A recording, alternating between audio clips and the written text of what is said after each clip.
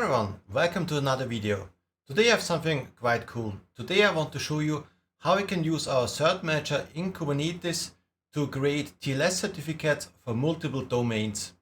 This means no matter how many DNS zones you have, you can use just one Cert-Manager and create the certificates for this. The plan for today is, first I'm going to give you a very quick introduction in the setup of the demo, and then I'm going to show you the demo. If you already know about Cert-Manager, how to set it up, I will have the chapters in the description down below, so you can skip to the interesting parts. And if you're interested in the demo, then you can scan the QR code, or you will also find the link in the description. So the plan for today is, first we're gonna start from zero. This means we are going to create a new AKS cluster. Then I'm going to install the Envoy Gateway API. With this, we're going to install the Cert-Manager. So this combination allows us to define HTTPS listener. This means our Envoy Gateway API is listening for our URLs, and the Cert-Manager is automatically creating the TLS certificates for them. Then we're also going to configure Entra Workload ID. This is necessary that our Cert-Manager can access the DNS zones with a managed identity. This means you don't have to handle any passwords or secrets, so it makes the setup very easy. And then I'm going to show you how you can configure multiple Azure DNS zones with our Cert-Manager. To do this, we're going to use the DNS 1 challenge. So if you're interested how the challenges work, like we have the HTTP 1 challenge, the DNS 1 challenge, I'll have a video in the description down below where I explain everything in detail. Today I'm just going to focus on the multiple DNS zones. That's already everything. So now let's switch over to the terminal and let's get started creating our cluster. Alright, here in the terminal, let's first define a whole bunch of variables. So the first three variables are for our AKS cluster. So the name, the location, and the name of the resource group. Then we are going to configure our gateway. So the namespace where we are going to deploy it, the name of our gateway, and also the name of the gateway class. Then we're going to configure everything for the DNS. So for this demo, I have two DNS zones. I just call them DNS subzone 1 and subzone 2 because I use subzones of my domain programwithwolfgang.com. Then I also configure the subscription where it is stored and the resource group, and also the ID of the subscription. Next up, we have a couple variables for the Cert-Manager. So this is going to be the name of the managed identity for the Cert-Manager, the name of the service account, the namespace, and the name of the ClusterIssuer. And lastly, we have a couple variables for our demo applications. Since I'm using two DNS zones, I also have two demo applications, and we're going to use them to test both DNS zones, therefore the TLS certificates. With this out of the way, let's create a new resource group, and then we're going to deploy everything inside this resource group. So this means at the end of the demo, we can just delete this resource group and everything will be cleaned up. Next up, we're going to deploy our AKS cluster. And here you can see it's as simple as it can be. We're using the AC AKS grid. We provide the name and the resource group. And then what's important is we use the enable OIDC issuer and the enable workload identity. I'll put a link to a video in the description down below where I explain everything about workload identity. But what this allows us is to use matched identities for our pods. This means we can assign a matched identity to our pod and then use this matched identity to access other Azure services. In our case today, we are going to assign a matched identity to the Cert-Manager and then give this matched identity permissions that the Cert-Manager can write into the DNS zone and therefore validate that we own the DNS zone. So the cluster is being created. This will take around 5 minutes, so I'm going to stop the video here and we'll continue once the cluster has been deployed. the cluster has been created. Now we download the credentials and then we can start deploying our applications there. First, I'm going to install Envoy.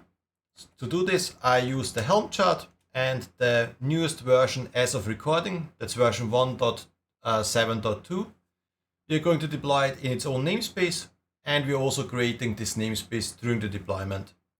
So it should only take a couple seconds. Right now the Helm chart is being downloaded and then it should start.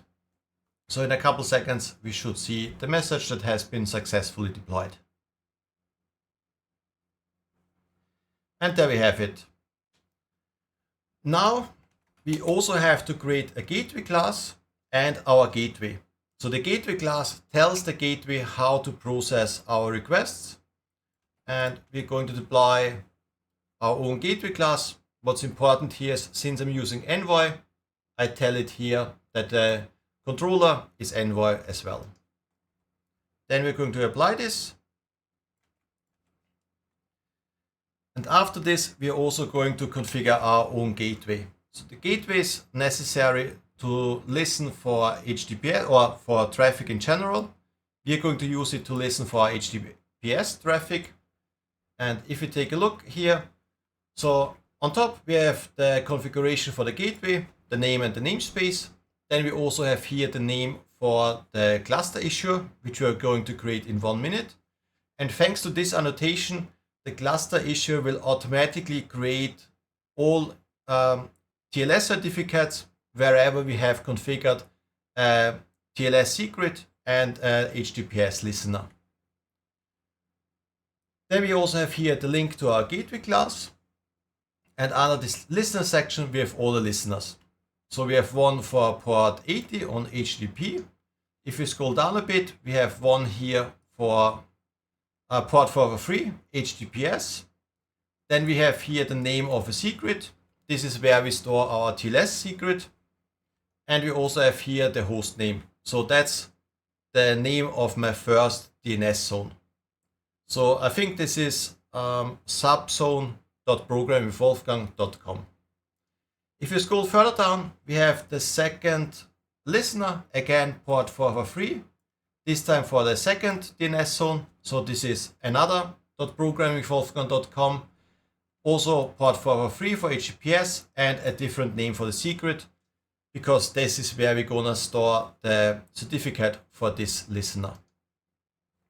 Then we're going to save this in the variable and apply this. And what also happens now is, since we're using a cloud provider, we also get a public IP address. So once we have this IP address, we can create our DNS zones and then assign our URLs to this IP.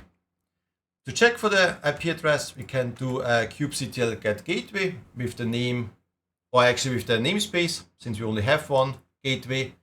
You can see here we have our gateway and we have here this public IP address.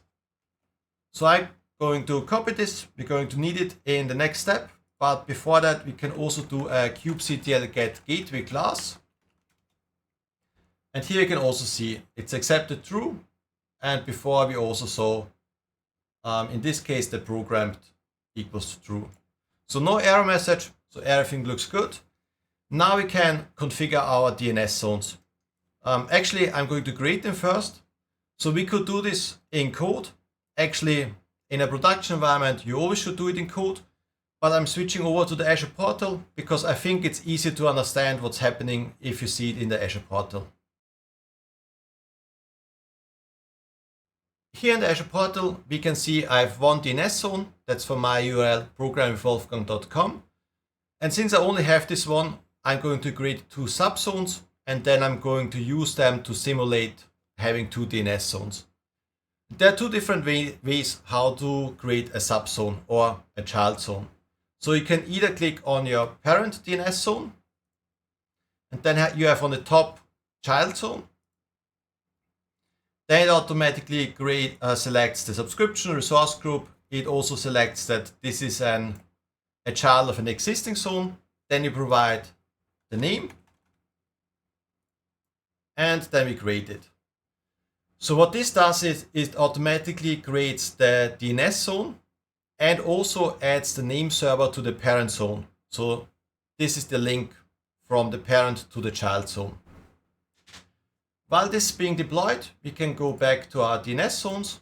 And the second way how we can create a child zone is if you're in the DNS zone, we can just click create. And then we check this checkbox by ourselves. Since I only have one DNS zone, it already picked the right one. Then the name is, I think, another. And we're going to create this.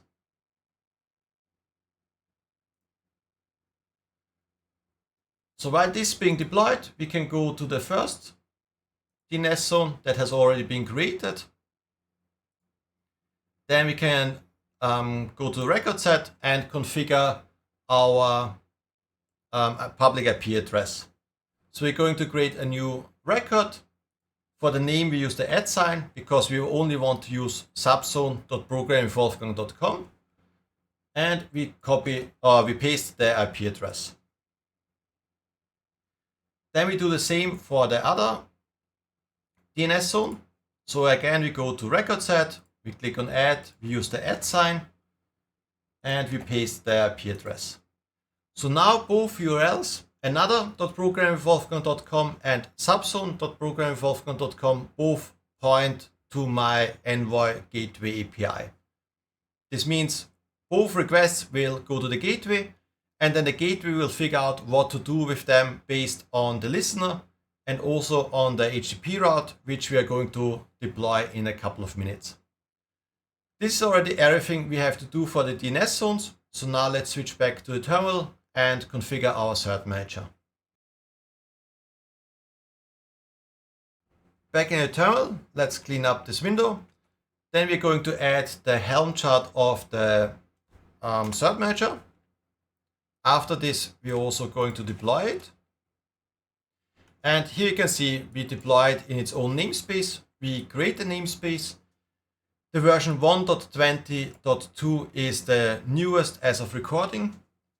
Here it's important that you don't use the version 1.20.0 because it has a bug and it might lead to you being not able to create certificates. Then we configure that the enable gateway API equals true.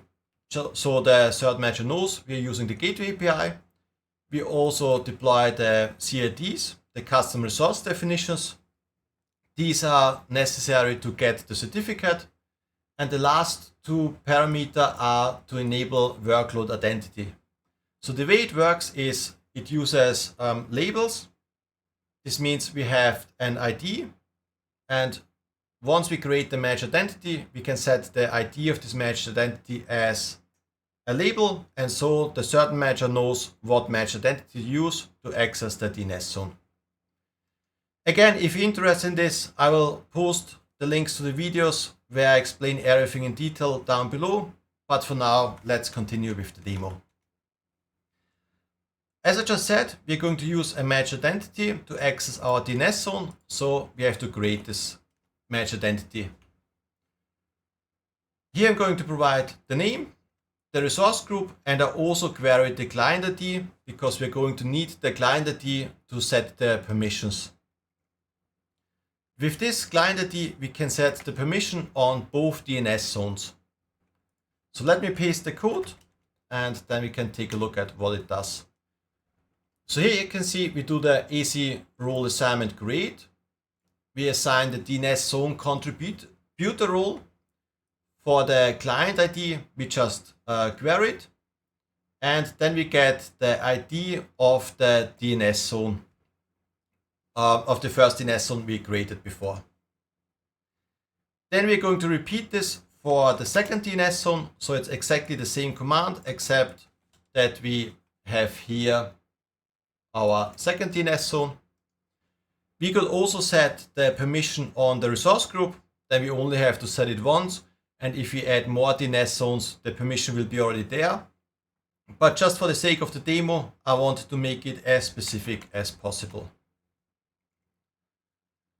Then the last step is we have to get our OIDC issuer. So this issuer is necessary to verify the token requests. So if we print this variable, We can see here it's the location where we've deployed it and the OIC prod AKS. With this in hand, we can now create a federated credential. And here we link the managed identity with the service account from the Cert-Manager. So here we have the service account of the Cert-Manager and the managed identity. Actually, the managed identity is up here. And what we have done now is that the Cert-Manager can use this identity to access the DNS zones, because this is necessary to write the TXT record to validate or to prove that we own the DNS zone. Once we have proven that we own the DNS zone, we'll get our certificate. To get the certificate, we need the Cert-Manager, which is the brain of the operation, but we also need an issuer.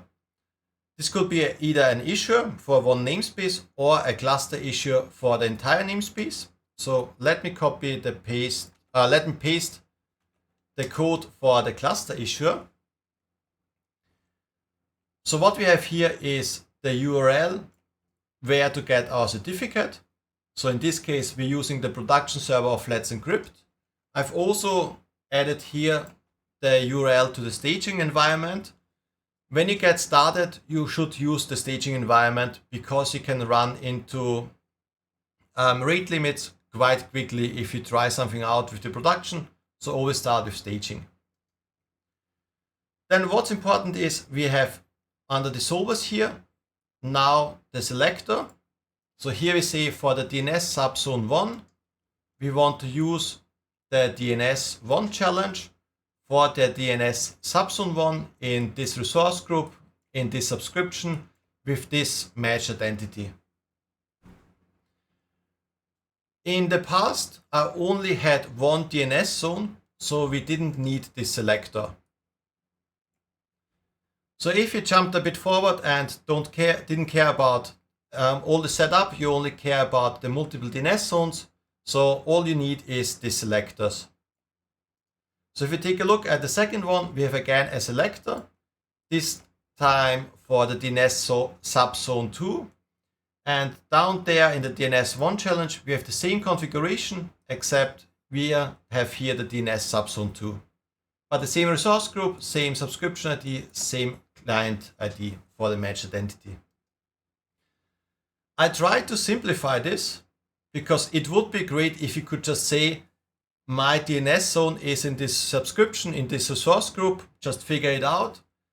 Gemini actually also tells you you can do this, but it doesn't work. So I checked the official documentation, I checked with Cloud, and both say it's not possible. So unfortunately, we have to do it this way. It's quite a lot of code, especially if you have many DNS zones, like 10, 20, maybe 50. So my recommendation would be that you have either a PowerShell script or a Helm chart. And there you have a for loop and just loop over all your DNS zones. If you're interested in this, let me know in the comments down below. I can make a video about this. But for now, we just have these two DNS zones. So we can apply now our cluster issuer. Then we wait a couple seconds and then we can do a kubectl get cluster issuer and we print the content as a YAML file so you can take a look at it. What's important here is this message says the ACME account was registered with the ACME server. So no error message. Also down here, the status is true and the type is ready. So everything worked in this case. This is everything we need to set up with the Cert-Manager. Now we can deploy our test application and just see if it works. So to do this, I'm going to paste quite some code. But if you take a look at this, we can see it's very easy, very simple. We create a new namespace. We create a deployment with just one replica. What's important here is that I'm using who am I from traffic. So I just get some basic information. And we have one service that's listening on port 80, so HTTP. Then we're going to apply this. So right now our test application starts. And the last piece we need is an HTTP route. And this connects the gateway to our test application. So here we have the HTTP route. We have some information about our gateway. Then the important part here, we have our URL. And down here, we tell it what to do. So if you have a request that's sent to our gateway with our domain, then we send this request to our demo app number 1. Then we're going to apply this. So this takes a couple seconds to set up. In the meantime, we can make sure that all our applications are running with a kubectl get all in this new namespace. Here you can see we have our service of type cluster IP and we have our pod running. So everything is looking great. And we can also take a look at our gateway with a kubectl describe the gateway. What's important here is create certificate. So we have one certificate created for sub-secret and the second one for another secret. That's the secret name we have configured in the gateway. What's important here is it says it successfully created it, so everything looks good. And this means we can now deploy the second application and then we test both. For the second demo app, it's exactly the same, except that the name is different. So in this case, it's demo app number 2. But the setup is the same. So we're just going to apply this. Then we also have to create an HTTP route for the second demo app. And this again is the same as the first one, except here under hostname, we have the domain of our second DNS zone. This means if our request is subzone.programwithwolfgang.com, we send it to the service of the demo app number 2. Then we're going to apply this HTTP route. We're also going to quickly check that everything is running with a kubectl get all. Here again, we can see our pod is running and we have the service of type cluster IP because we access it through the gateway. So it doesn't have to be available on the internet. And that's it. So now we can test our URLs. I'm just going to quickly paste them in the terminal so I can just copy them. And now let's switch over to the browser and let's see if we actually have an HTTPS connection. Here in the browser, it's now the moment of truth. What's important is that we're using HTTPS. Then I'm pasting my URL, in this case subzone.programwithwolfgang.com. And we can see we have a connection. If you take a look, we can see the connection is secure. It's verified by Let's Encrypt. So all of this looks good. Then if you take a look at the certificate, we can see it's for subzone.programwithwolfgang.com. It's from Let's Encrypt and it will expire in 90 days. So that's all great. Now let's check if the second one works.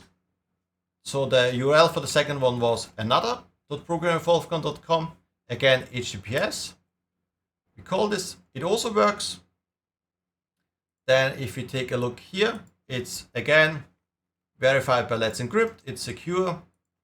And if we take a look at the certificate, we can see here it's another.programwithwolfgang.com. Again, Let's Encrypt and also valid for 30 days. So this has proven that we were able to use multiple DNS zones to create the TLS certificate.